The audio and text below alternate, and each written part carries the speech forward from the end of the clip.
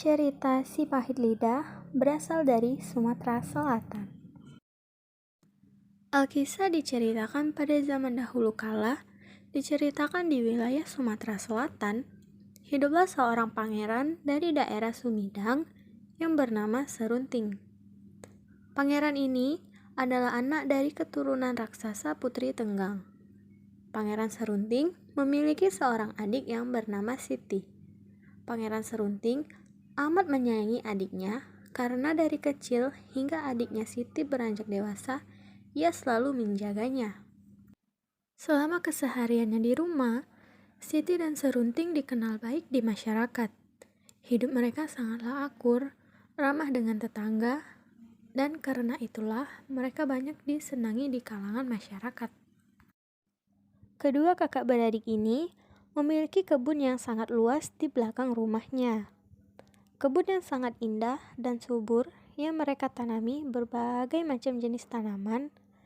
Setiap hari mereka memantau pekerja-pekerja yang menyiram, memupuk, memotong, memanen, dan membersihkan kebun mereka. Dan juga kedua kakak beradik ini suka membantu pekerja mereka di sela-sela waktunya. Selain berkebun, keseharian Pangeran Serunting yaitu berlatih bela diri bersama pengawal-pengawalnya. Mengingat mempunyai sebuah tugas yang berat, ia sangat semangat berlatih terus-menerus supaya menjadi lebih kuat dan dapat melindungi rakyatnya, keluarganya, dan juga melindungi dirinya sendiri. Adik Serunting selalu menyiapkan segala keperluan kakaknya saat latihan. Ia menyiapkan minum, ia yang menyiapkan makanan, ia tahu semua apa yang dibutuhkan oleh kakaknya tersebut. Dan ia juga suka melihat kakaknya, Pangeran Serunting, sering berlatih bela diri bersama yang lainnya. Waktu pun berjalan dengan sangat cepat. Siti yang dahulu, gadis yang hanya bisa menyiapkan makanan untuk kakaknya dan bermain di kebun halaman belakang rumahnya, sekarang sudah tumbuh dewasa seperti gadis yang lainnya. Mengingat umur yang sudah tumbuh dewasa, Siti merasa sudah waktunya untuk mencari pendamping hidup untuk dirinya. Ia pun memberanikan diri untuk mengatakan kepada kakaknya, Pangeran Serunting. Kanda, sekarang adikmu ini sudah tumbuh dewasa, seperti gadis-gadis lainnya. Aku ingin mencari pasangan hidupku, Kanda. Aku ingin mempunyai keturunan dan hidup bersama dengan keluarga kecilku nanti. Adikku Siti, memang benar sekarang engkau sudah dewasa. Aku juga tidak bisa melarangmu untuk memiliki keluarga sendiri dan hidup dengan bahagia. Sebelum mengatakan keinginannya kepada kakaknya, Siti rupanya telah memendam rasa kepada seorang laki-laki yang dikenalnya gagah dan baik hati, namanya Arya Tebing. Arya Tebing juga sangat menyukai Siti. Keesokan harinya, Arya Tebing mengajak Siti untuk pergi ke air terjun di tepian desa. Dinda, apakah engkau mau menikahiku dan hidup bersamaku hingga meninggal nanti? Baiklah, Kanda. Adinda bersedia menikah dengan Kanda. Benarkah itu, Dinda? Iya, Kanda. Adinda dengan ikhlas mau dinikahi oleh Kanda. Terima kasih ya Siti. Aku berjanji, aku selalu menjagamu dan menyayangimu hingga akhir nafasku nanti. Setelah kejadian itu, beberapa minggu kemudian, diadakan pernikahan Arya Tebing dan Siti. Setelah pernikahan, Siti hendak dibawa oleh Arya Tebing ke daerah asalnya yang jauh dari tempat tinggal Serunting. Dinda tidak tahu harus berbuat apa lagi, Kanda. Dinda tidak tega jika harus meninggalkan Arya Tebing, suami Dinda. Aku tidak bisa jika kau harus pergi jauh-jauh dariku, adikku. Tapi, aku sekarang bukan yang dulu lagi, Kanda. Aku sekarang sudah mempunyai suami, dan aku harus menemani suamiku, Kanda, kemanapun dan dimanapun ia pergi. Kau benar, adikku. Kalau begitu, Bagaimana jika Arya Tebing kita ajak untuk tinggal bersama kita di istana? Ketika Siti menyampaikan saran dari kakaknya kepada Arya Tebing, namun Arya Tebing menolaknya. Aku tidak ingin tinggal di istana itu. Aku ingin kau dan aku hidup bebas di desa daripada di istana yang banyak sekali aturannya. Akhirnya, Pangeran Serunting dan Siti bermufakat untuk membagi 2 kebun warisan dari orang tua mereka. Kebun yang menjadi bagian Siti secara tidak langsung juga menjadi milik Arya Tebing.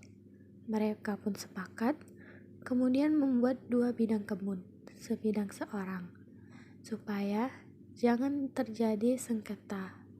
Dibuatnya batas berupa sepotong kayu yang ditanam dalam-dalam. Beberapa hari kemudian, pada kayu di batas itu tumbuh cendawan.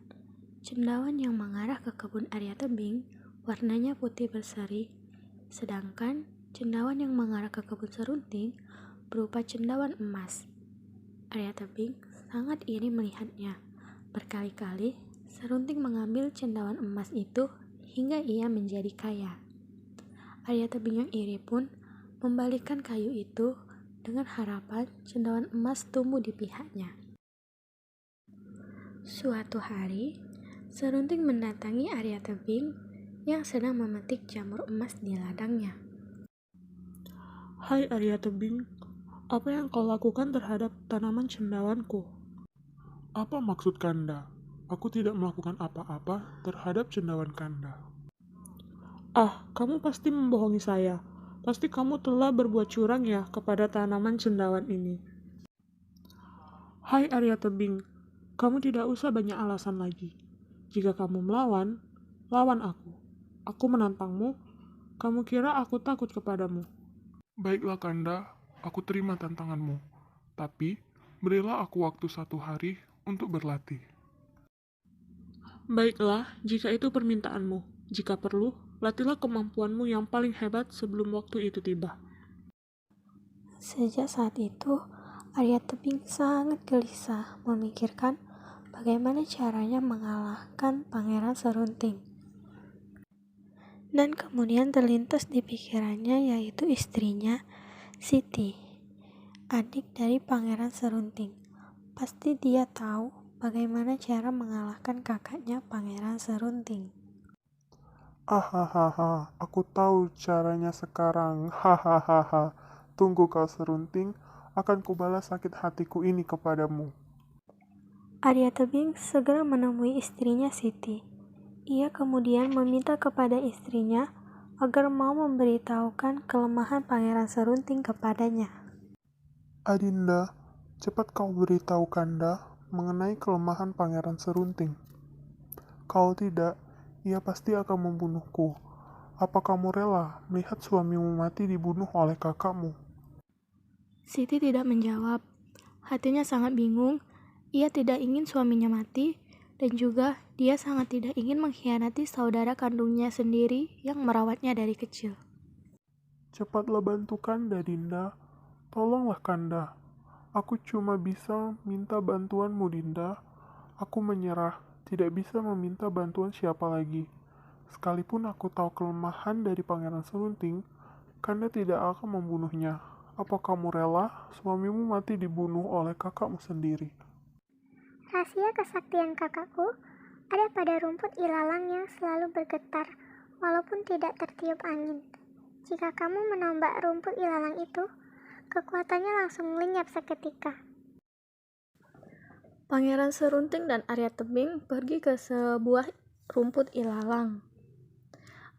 Setiba di sana, pertarungan pun dimulai. Baru saja pertarungan itu dimulai, Arya Tebing sudah mulai terdesak oleh serangan-serangan kakak iparnya. Hal itu menunjukkan bahwa betapa tingginya kekuatan dari Pangeran Serunting. Meskipun demikian, Arya Tebing tidak gentar karena sudah mengetahui kelemahan sang pangeran.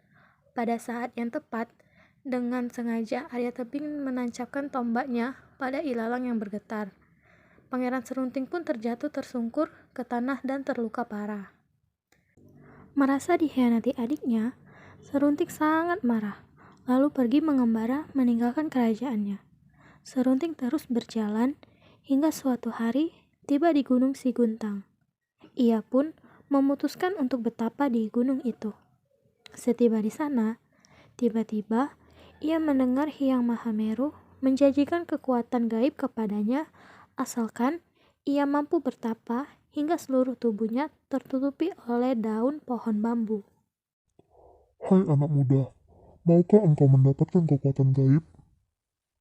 Saya sangat mau, wahai Sang Hyang Mahameru. Baiklah, tapi ada syaratnya, yaitu engkau harus bertapa di bawah pohon bambu hingga daun bambu ini menutupi seluruh tubuhmu. Tanpa pikir panjang, Pangeran Serunting segera menyanggupi persyaratan itu. Tak terasa, sudah 2 tahun ia bertapa. Saat itu pula, seluruh tubuhnya telah tertutupi daun-daun bambu yang telah berguguran. Sesuai dengan janjinya, Sang Hyang Mahameru kembali mendatangi Pangeran Serunting. Setelah 2 tahun bertapa, ia mendapatkan kekuatan gaib seperti yang dijanjikan oleh Hyang Mahameru. Wahai anak muda, karena engkau telah berhasil melaksanakan syarat itu dengan baik, maka kini saatnya aku menurunkan ilmu kesaktianmu kepadamu. Apapun yang engkau ucapkan akan berubah menjadi kutukan. Kesaktiannya adalah perkataan apapun yang keluar dari mulutnya akan berubah menjadi kutukan. Karena itulah ia diberi julukan si pahit lidah. Dengan perasaan gembira, dalam perjalanan pulang ke Sumindang, ia pun menguji kesaktiannya.